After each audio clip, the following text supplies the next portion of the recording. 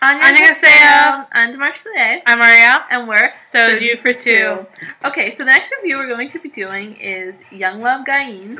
Or Glory Jane. Or Man of Honor. So this one has a lot of different titles. It just finished up. Yeah, they're all different. I'm not really sure what any of them have to do with anything.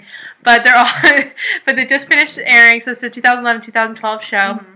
And it's a little bit longer than most dramas. It's 24 episodes. Mm-hmm. And so the characters for this one, so we have Chung Young Myung plays Kim Young Kwan. Park Min Young plays Yoon Jae In.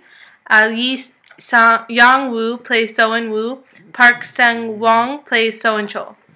Okay, so with the characters in this, this is one where I started watching it, and right away I liked it. Yes. I thought it would be going to be really interesting with the characters. I thought the backstory was fascinating. So it starts out with a real dramatic event. Yes. Right? So this is one of those ones where, the first episode is really like the children, it's their backstory, a real tragic story of loss, comas, murder, pretty much. I mean, you tend to know how epic a show is if it starts out in the childhood. Yeah. Because there's a lot of build-up. Yeah, and I feel like this one's got a lot of backstory, and then we kind of plateau for a long time, and then maybe the ending's alright. Yeah, I feel like it should have been maybe a 16er, and it would have been better because there was just too many episodes. I think there's just a lot going on. With some extraneous cast members, like some people who just sort of fill and don't really add a lot. I don't think. I mean, the chemistry. So the main characters, I feel like they have really great chemistry. And that's something that sets up when they're in their childhood. So In Woo is Young Woo, and he's in We Got Married right now. He has his own show.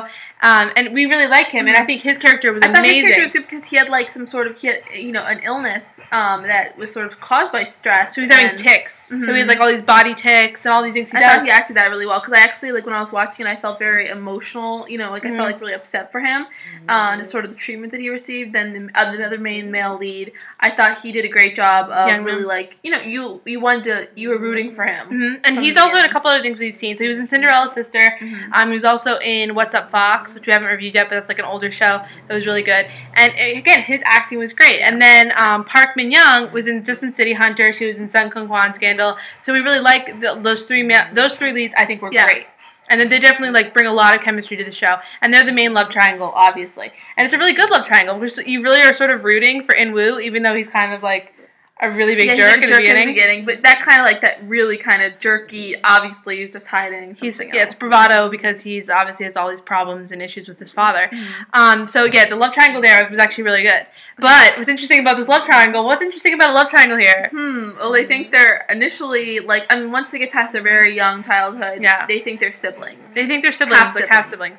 Which is again, and he's in love with her right from the beginning. And it's there's so many shows about incest right now that it's really interesting to us. This keeps happening. I mean, we were saying that it makes sense. Like, we were talking about this as a device in dramas in order to make two people who are obviously passionately brought together.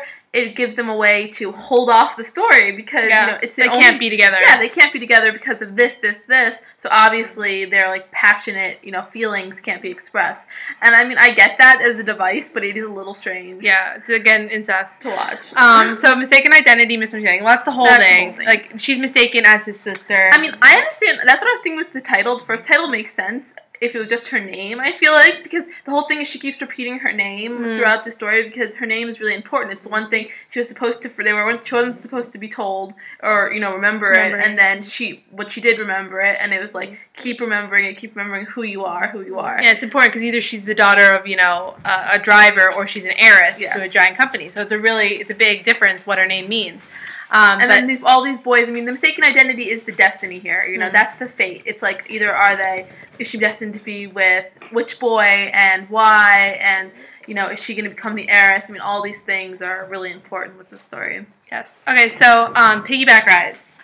Do we remember any piggyback rides in this one? I think there's some drunken ones, right? Maybe. Yeah, I feel like it wasn't memorable, the piggyback rides. No. I feel like the first kiss. Yeah, we'll get to the kiss. The first kiss between Young Kwan and Jae In is a really good kiss. So that was there was a kiss before that with In Woo. But that was more like a forced, kiss. It's kind of just showing his, I don't know, obnoxiousness. Yeah. But the real the first kiss is really good. It's that cry-y kind of emotional, dramatic. Kiss. And then the In Woo at the party kiss was really good. That was really good. That's when he starts becoming a human being. Yeah, and being actually loving towards her. So that was a much better kiss. So the kisses were really good. And they made our best kisses of 2011 list. Fashion.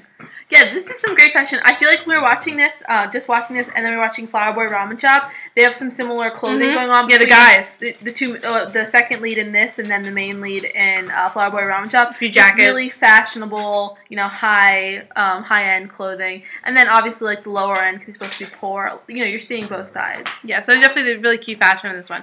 Music, do you remember? I mean, this really wasn't a big music. Yeah, it's definitely not about for them in the music, but he yeah, I don't think there was anything we remember specifically for that one. So rating? Okay, so this one I had really high hopes for it. I think it's a really good cast of characters, but I just lost me somewhere in the middle. And then I never really fully got the end. Wasn't the best ending. Didn't really sum up in exactly the way I wanted.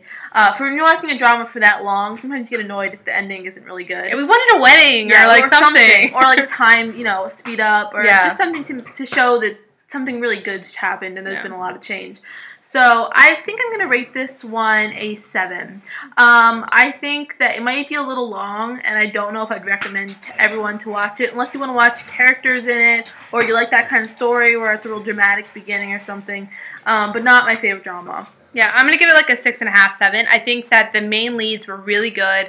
And even when the sort of the more dramatic, like melodrama, sort of soap opera-y moments in this were really good. But I feel like that so much with the parents and all of that other stuff was really just so complicated and overly complicated and really didn't need to be that dramatic. So, I give it a 6.5. But I really love the main actors in this. I really would support them in a lot of other things. And it's definitely worth watching. I would maybe skip through a couple of the middle episodes. Okay, see you Thanks, later. Guys. Bye.